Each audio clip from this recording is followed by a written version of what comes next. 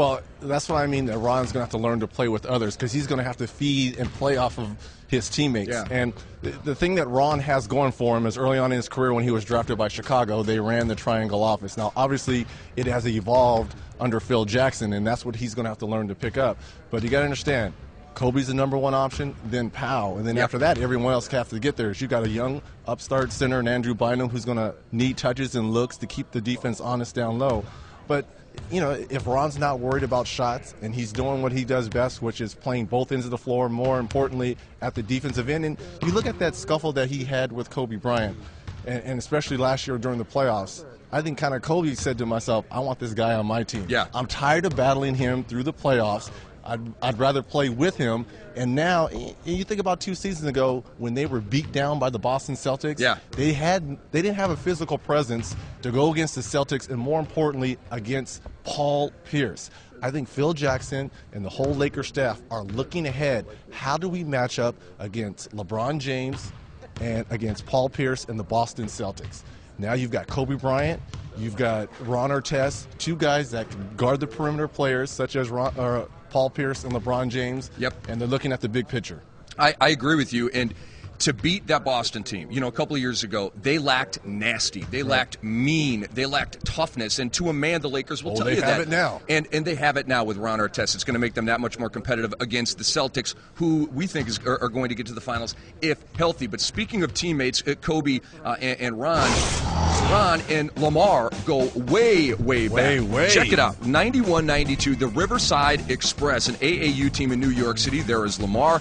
And to his left, to our right, is the man known as Ron, a.k.a. True Warrior. These dudes have a long history together, and they're very happy to be playing with each other. And I think everyone is worried, how is Ron's influence going to be in the locker room and on the court? And I think you've got Lamar Odom, that's been a long time friends with him. You've got Derek Fisher, who is a rock of a player and solid in the locker room, as well as Kobe Bryant. So I'm not really worried about, you know, how the locker room atmosphere is going to be with Ron Artest. You know, he's coming into his 10th season. You know, this is not his first or second. He understands what's right and what's wrong, and he's coming into a place where they just won a championship. Yeah. 15 of them. So if he can't act up right here, something's wrong with Ron. And he's been, he's kept his act. Yes, he kind has. of cool the last year or so. I think it's going to be just fine. As Kobe Bryant said, everything's going to be smooth this year, and that's hopeful thinking, that's wishful thinking, but I also think it's prophetic thinking. I'm with a legend, Reggie Miller, and we're in the presence of multiple legends. James Worthy, Kareem Abdul-Jabbar. Are you kidding me? That's why you keep it tuned to NBA TV.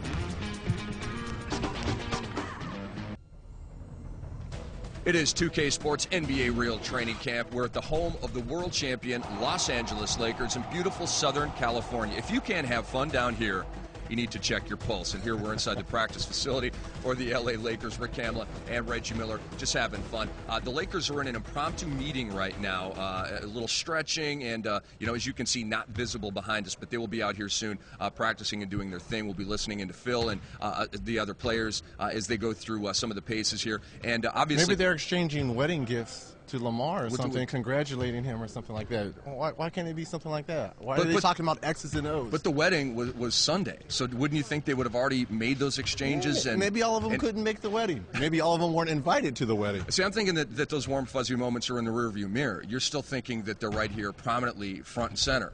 I think right now the Lakers are focusing on this year. They're not worried about weddings. They're not worried about any distractions. They're worried about going after their 16th championships. And I think Phil Jackson's in the back, starting with day one of training camp, getting this team ready to repeat, Rick. And, on the distractions, Ron Artest said this. He said, quote, "You have to welcome the distractions." Phil Jackson said, and I roughly quote this one, "The team will be monitoring his activity level this season." So, Phil did a great job with Rodman back in the day. Now he's got another mercurial, enigmatic player in Ron Artest.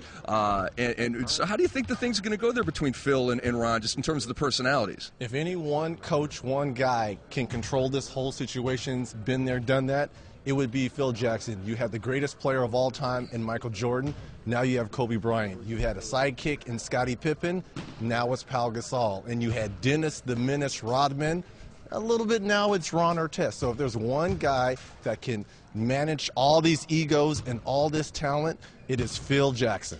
And here come the world champion Los Angeles Lakers. I'm not going to get into my PA voice and start going crazy here. It is, after all, the very beginning of training camp. But there they are, your Los Angeles Lakers, headed up, of course, by Kobe Bryant. Won his 4th ring last year, and could be another one or two in the offing. You cannot just say he's not going to win 6. He's not going to match Mike. He's got 4. He could win 2 more. And in terms of getting that 4th ring, joins Shaq, joins Duncan, and obviously there are many others, Kerr, Ori, the great Celtics that have more than that. But how big is it for Kobe to get that 4th ring? Well, he might not say it because you're asking a guy that's never won a ring to win 1 is fabulous. He's won 3 of them.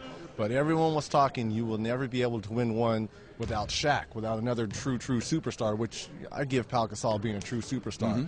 But he got that monkey off his back. And the way he carried this team, and has carried this team without Shaq, has been phenomenal. Winning an MVP and getting to the finals twice without Shaq. So this is something now that Kobe, he's gotten the monkey off his back.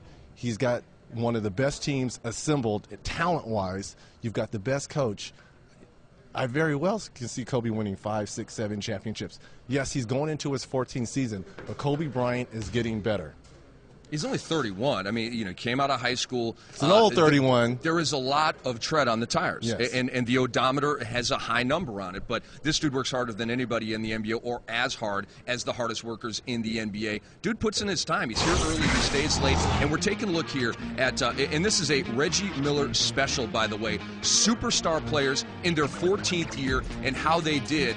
Kobe, of course, entering his 14th season here with the LA Lakers. Take us through some of those numbers, Reggie. Well, you talked about him. Kobe Bryant being 31, Michael Jordan. Now remember, this is his first year with the Wizards. He was 3 years removed from that retirement. 35 minutes, points per game, 23 points. You look at Jerry West, 31 minutes, 20 points a game, almost 9 assists. Clyde Drexler, almost 37 minutes, 18 points, 6 assists, 6 rebounds. So, I look at Kobe Bryant. He's getting better as a basketball player. What's going to be key is Phil Jackson monitoring his minutes. Kobe was almost at 36, 37 minutes last year. I see Kobe sitting out a lot of fourth quarter games. Yeah. Because obviously the team will be up by so much in blowouts. Will his numbers be down? Yes. But if you talk to Kobe Bryant or ask Kobe Bryant, I think he would want to be more fresher come April through June as opposed to fighting through an 82 regular season game trying to get his numbers. He'll take being fresh when it counts the most, and his numbers being now on winning a championship. And he played the full 82 last year. No international play for the Americans. So, LeBron, Carmelo, we were just in Denver for that real training camp. Melo looks great, says he's feeling as good as he's ever felt for a training camp. I'm sure Kobe's singing the same tune. He's coming in very well rested. But last year he said, as you look at Andrew Bynum getting ready for practice, here comes Kobe. Last year he said that he paced himself a little bit with his eye on June, obviously. With him being as well rested, do you see him going for it more in the regular season or still pulling back a little bit and pacing himself like he said he did last year? Well, I think it's a case-by-case situation. Kobe knows when to turn it on and when not to turn it on. He hired a full-time trainer in Tim Grover, who's worked obviously with Michael Jordan and Dwayne Wade, Jermaine O'Neal. Dude, Grover was so busy this summer with arenas and who didn't he work out this summer? Well, he's trying to get everyone back and healthy, and to have arguably the best player in the league in Kobe Bryant at your beck and call, I think Kobe Bryant understands that case-by-case moments, when he can turn it on, when he can't. He's 31 years old. He's talented. He's surrounded by talent in Pau Gasol, where he doesn't have to always carry the scoring load. And now you add Ron Artest, who's over his 10-year career has averaged 17, 18 points. So there's a lot of offense to go around for this Lakers, where Kobe does not have to burn himself out over an 82-game regular season. Yeah, because Ron's going to have his nights. Pau obviously is a 2010 stud. And speaking of big nights, February 2nd, 2009, let's rewind to an epic night at the Garden. How about 6-1 from KB24? Well, you got to understand, Kobe Bryant has always tried to one-up Michael Jordan. Michael Jordan known as the original Nick Killer, and Kobe Bryant going into the Garden. Wait a second. Going into the I Garden. thought you were the Nick Killer. Well, I don't want to put anything on I my thought shoulders. you were the original Nick Killer. Kobe Bryant now is the new Nick Killer. He's the modern day Nick Killer. I'm old. I'm a fossil. Put me out to pasture. But Kobe Bryant, 61 points in the Garden, 20 of 20 free throws. Wow. I mean, just a phenomenal performance by one of the greatest players that the NBA has ever seen, and one of the hardest workers. See, that's why I can never fault Kobe, because he puts his time in. And he puts his time in when most guys are on the beach, or they're on vacation, or they're chilling with their boys. Kobe Bryant is in the lab. He's in the gym working on his game for 2 hours. He's in the weight room, and he's always prepared. He's one of these guys that is always watching game film. He's preparing, and that's why Kobe Bryant, to me, is still the best player in the league.